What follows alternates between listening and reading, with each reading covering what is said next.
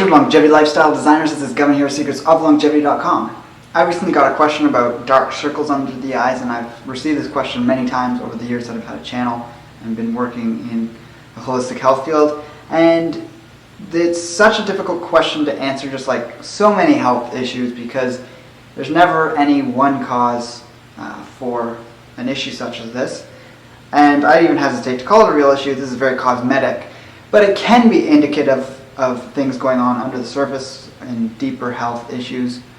But that's also not always the case, and there's a very prevalent idea out there that, certain things going on in the body indicate, organ function and things like that. And while that can be an indication of it, it's usually taken from a wide variety of different things going on with the body to give you that possibility. So anyone familiar with traditional medicines such as Chinese medicine, Ayurvedic, even Western herbalism and things like that, they take signs going on in the body and use that to extrapolate what's going on internally.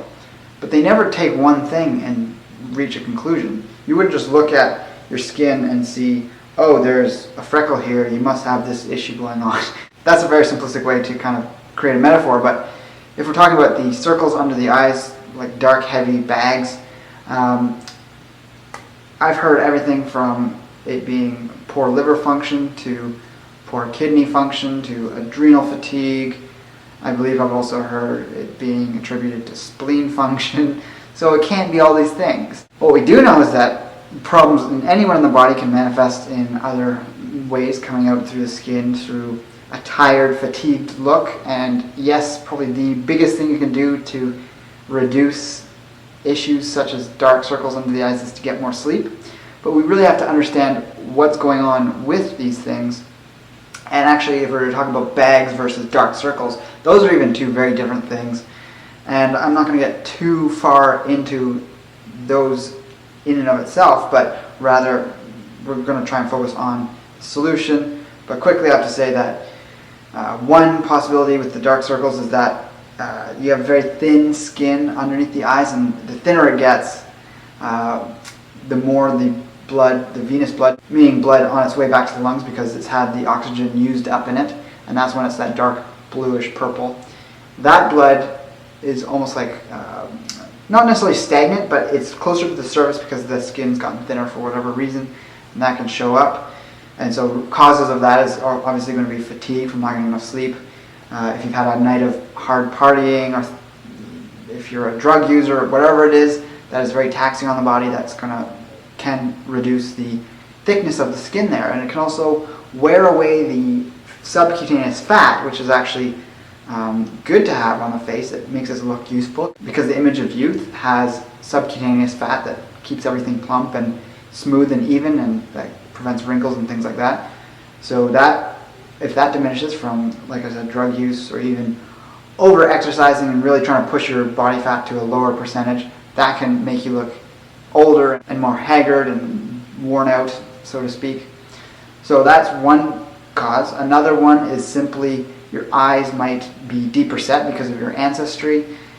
Being of a lighter skin tone is once again also going to factor in this. So white people and Asian people and Jewish people from northern regions, basically any race from temperate climates and above, are going to have more risk of the ability for them being prominent because you have that lighter skin, which allows for more sort of transparency of the skin when it gets thin, but you also have the deeper set eyes, which was partly due to colder climates and things. But you can obviously see that trait in anyone from any place on the globe, but particularly certain areas of Europe, you see that deeper set eyes. I definitely have deeper set eyes, I've been told. I don't know how you would determine that per se specifically, but because of that, I sometimes have people say I look like I have bags under my eyes, but it's largely just the shadow that's created from this deeper set of your eyes.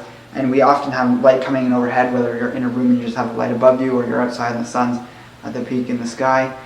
And I'll do a demonstration in a moment here where I can show you how I can create bags under my eyes or dark circles just from changing the lighting. I have a very bright LED light above my camera, so it's very direct horizontal light, and you don't see anything as far as I can tell. Let's go in. So we may as well do this right now. I've got a viewfinder here so I can see what it's looking like. And yeah, I have some slight different coloration here as opposed to here. And actually, as I'm close up here, you can also see the way this skin behaves differently. You can almost see like this moves almost separately from the skin on my cheek. And it is obviously all connected with skin, but underneath there's different layers of tissue under there. There's fat that is under the eye and there's fat on the cheek.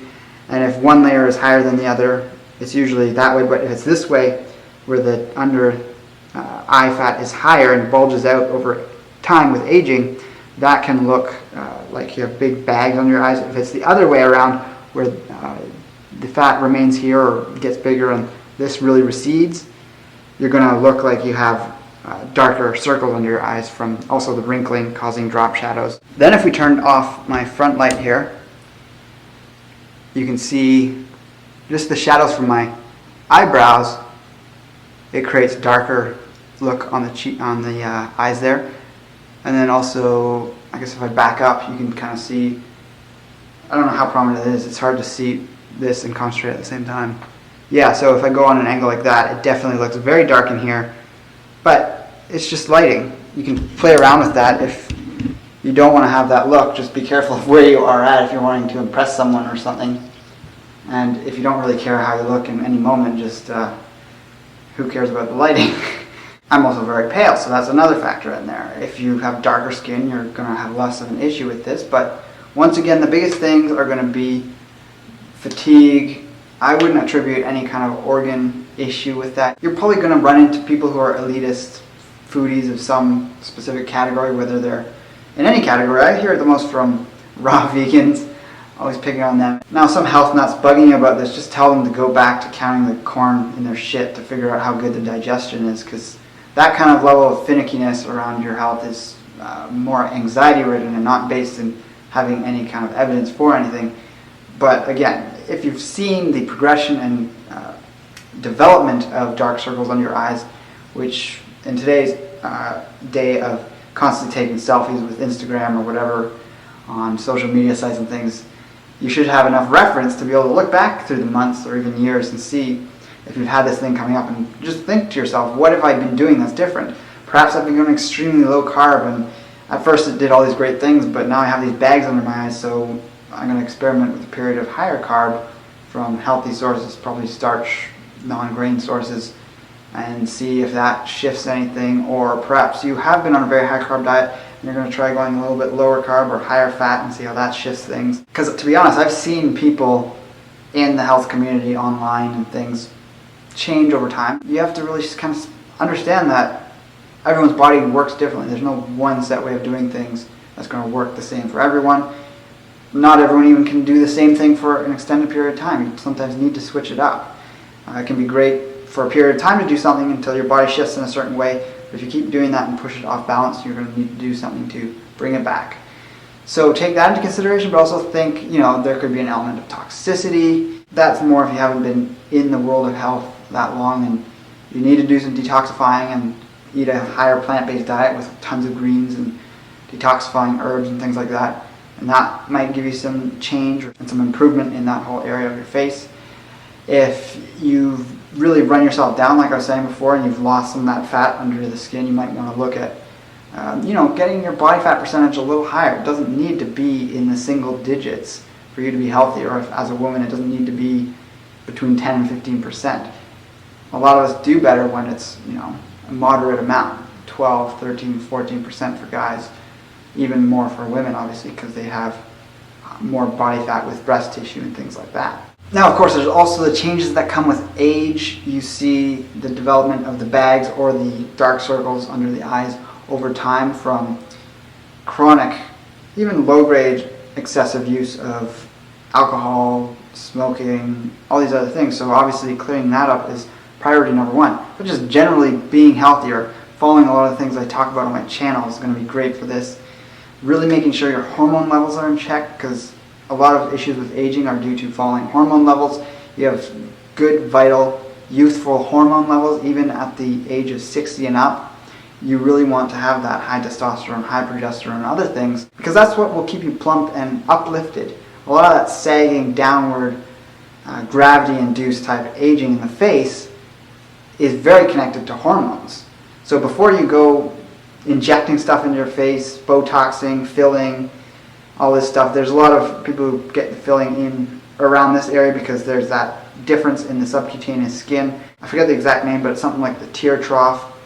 And it's that difference between the bottom of your eye socket, where there's that skin, and then where it merges into the skin of your cheeks. And like I said, there's two different layers of fat there. So if one goes down or one goes up, that's when people want to fill it in to, kind of even it out and flatten it out so it's looking like one smooth surface. So you got diet and lifestyle first. I don't recommend Botox or anything like that, of course.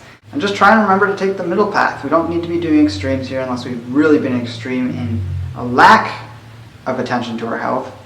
A lot of these extreme diets and things are good for creating that shift from a very languid, apathetic lifestyle that we may have lived, but long term they're not sustainable. And they in and of themselves can cause a lot of these problems that we're trying to avoid from the toxic, processed, junk food type diets. And last but not least, I'll just say it once more, get sleep. Sleep 8-9 hours a day, as much as you can get in.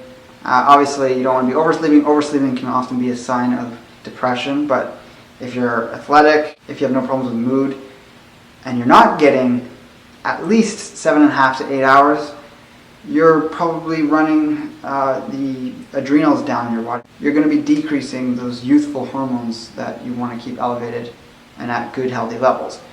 And yeah, just check out the playlists on my channel because I have them divided by categories. I've got one on hormonal and sexual health. That would be the one you'd want to look through for a lot of the strategies on maintaining hormonal health and vitality. And with that, I'll talk to you next time. Also, don't forget to leave a comment below if you have any of your own tips, and share and talk amongst other commenters on the channel. So like, favorite, and share the video if you feel so inclined. And with that, I'll talk to you next time. Take care and embrace life without limits.